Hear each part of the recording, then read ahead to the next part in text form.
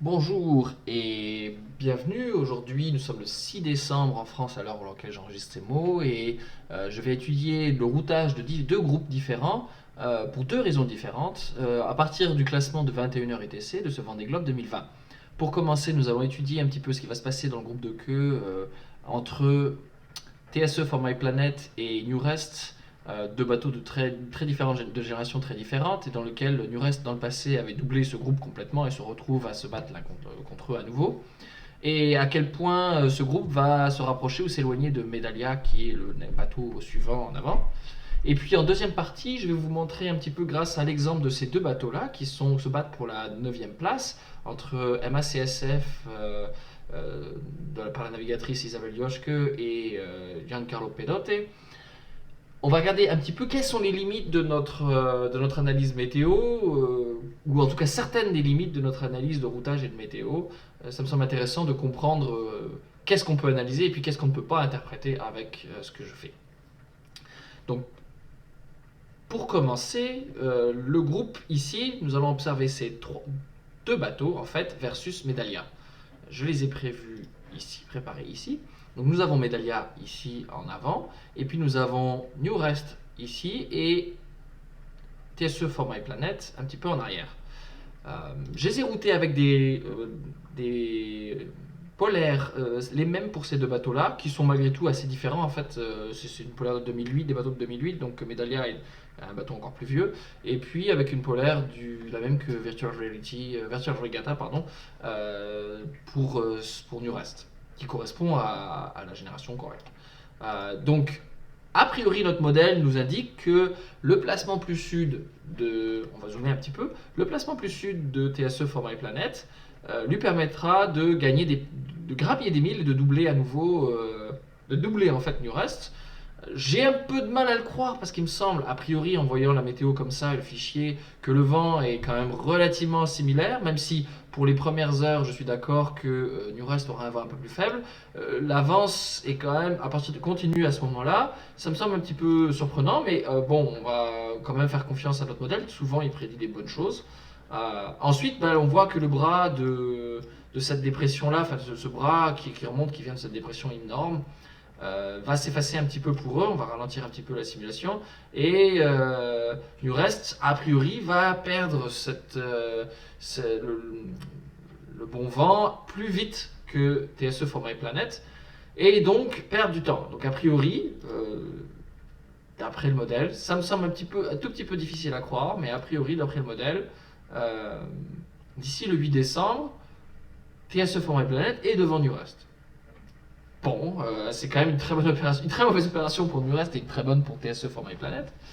Ça, c'est le premier aspect. Et bien sûr, par la suite, les deux bateaux se retrouveront dans un faible vent, une haute pression, et entre deux dépressions en fait, et vont progresser très lentement pour enfin se faire pousser par une nouvelle dépression. Et là, ça va être le jeu inverse dans lequel New Rest va être poussé assez fort, et la route indiquée est pour ça qu'elle est assez différente. Elle passe par le sud ici pour profiter le plus longtemps possible de cette dépression et avancer. Et à ce moment-là, on voit que les écarts se réduisent à nouveau entre les deux et que New Rest va rattraper et probablement doubler à nouveau TSE for My Planet. Donc, mais ça, c'est quand même beaucoup plus à long terme. Pardon, je me suis trompé de bouton. Ce qui m'intéresse aussi, c'est de savoir est-ce que les écarts par rapport à ceux qui sont devant, donc est-ce que TSE for My Planet va rattraper Medalia?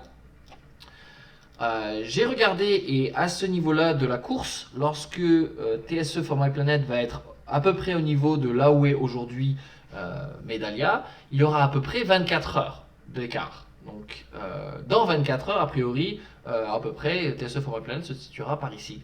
Par contre, je regarde, et si on poursuit la simulation, Medalia va avoir la chance sur la zone extrême sud, en tout cas d'après les prévisions, d'avoir un petit peu de vent, pas mal de cette dépression-là. Alors ça va dépendre un peu de son placement exact. A priori, pour le moment, les prévisions montrent la place un petit peu au nord de la zone d'exclusion, ce qui permettra à Medalia d'avancer beaucoup plus vite et de creuser l'écart par rapport à ses poursuivants. Alors, et en plus, Medalia ne sera pas arrêté très longtemps dans une haute pression parce qu'une dépression va venir, a priori, par le nord, et lui permettre d'avancer beaucoup plus vite que TSE for My Planet, qui va être dans le système d'après, qui est par ici. En fait, non, mais à ce moment-là, TSE Format Planète se retrouvera encore dans une zone de faible pression, ou en tout cas juste au bord de la prochaine dépression, mais on voit que Nures sera déjà poussé par la prochaine.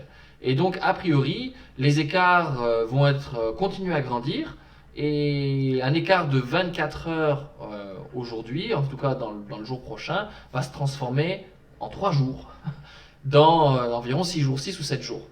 Donc, a priori, ce groupe va se trouver avec la porte fermée et Medalia s'enfuir et partir avec les autres groupes. Alors, j'ai routé Medalia avec une polaire un petit peu récente par rapport à l'âge de son bateau.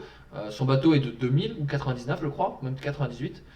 Mais il a été boosté, amélioré. Donc, où est-ce qu'il se situe exactement? Certainement plus longtemps qu'un bateau de 2008, mais pas d'un bateau de 2000 non plus. Ses performances sont meilleures.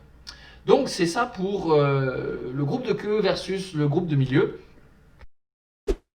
Je vous propose, à partir de l'exemple de ces deux bateaux qui naviguent en groupe de tête avec des bateaux de génération comparable, en tout cas, deux foilers, qui sont des bateaux rapides, ils sont 9e et 10e, ils s'échangent 9-10 depuis 24 heures ou peut-être même 36 heures, et ils sont relativement proches en termes de distance. Et clairement, enfin, je pense qu'a priori, ils vont prendre une route assez similaire. Donc, qu'est-ce que le modèle nous dit dans les 10 jours prochains ou 7 jours prochains? Est-ce qu'il y a des différences fondamentales? A priori, on s'attendrait à ce que les différences de route soient faibles. Et on pourrait dire a priori comme ça, oh bah oui, les deux routes vont être faibles, elles vont converger.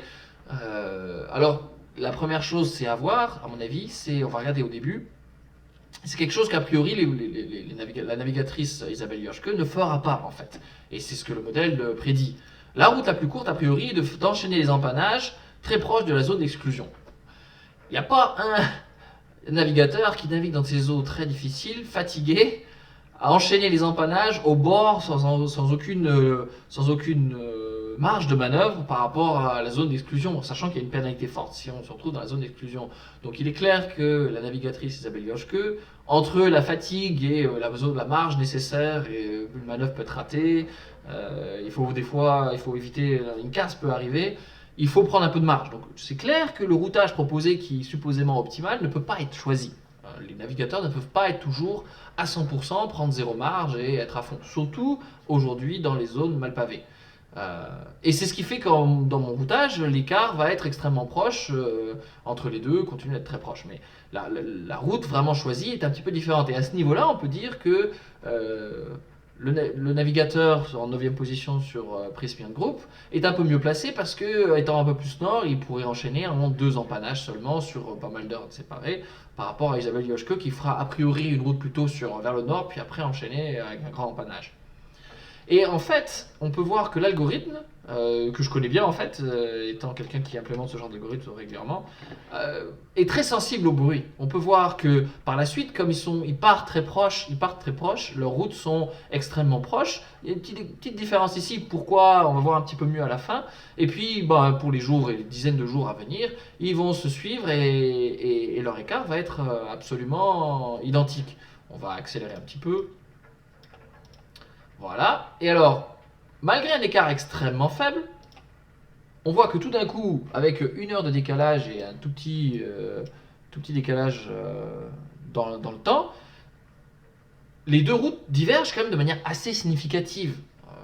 Et en fait, ce que ça veut dire, c'est qu'il y a une grande sensibilité à des très légères différences de vitesse prévues en fonction des polaires théoriques et de la météo théorique du modèle parfait de Grib, qui est donc la prévision météo. Et on voit que les deux routes ici vont se séparer significativement. En réalité, ce que ça indique, c'est pas que la route devrait être très différente, c'est que les deux routes sont assez équivalentes. Et donc, quand on fait une analyse de où les bateaux vont se situer dans 24 heures ou même 6-7 jours, en réalité, je n'en parle pas trop, j'en ai parlé un petit peu hier, c'est plus intéressant de regarder des fois quel est le tunnel dans lequel les bateaux devraient se positionner.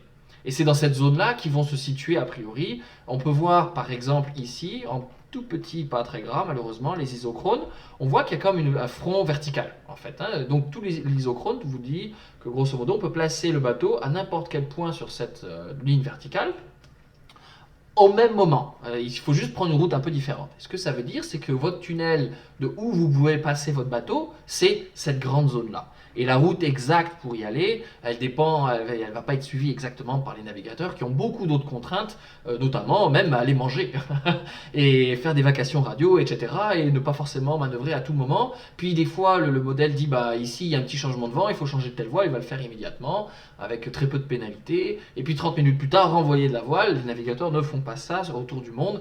Ils n'ont pas l'énergie pour le faire. Et puis ce serait même dangereux. Changer de voilure pour remettre de la toile, quand 30 minutes plus tard un gros coup de vent vient, c'est nécessairement prendre un risque et se retrouver à partir au loft ou pire, casser quelque chose. Donc, c'est un des aspects qui manque dans mes analyses et je n'ai pas l'intention de le faire régulièrement, mais ça montre un petit peu les limites de notre modèle. Il ne faut pas s'attacher nécessairement à la trace exacte, mais bien au positionnement général des bateaux. Et je ne peux pas a priori prédire qui va passer devant lorsque les deux bateaux sont extrêmement proches. Les deux bateaux sont très proches. Ils sont de bateaux de génération assez similaire. C'est au skipper de manœuvrer mieux, de naviguer mieux, de faire la différence. De notre fauteuil confortable, nous ne pouvons que admirer ces navigateurs et discuter de la différence de pression, l'impact de la différence de pression, l'impact de la température sur la différence de pression sur les voiles. Je vous souhaite une bonne journée là-dessus et je vous dis à demain.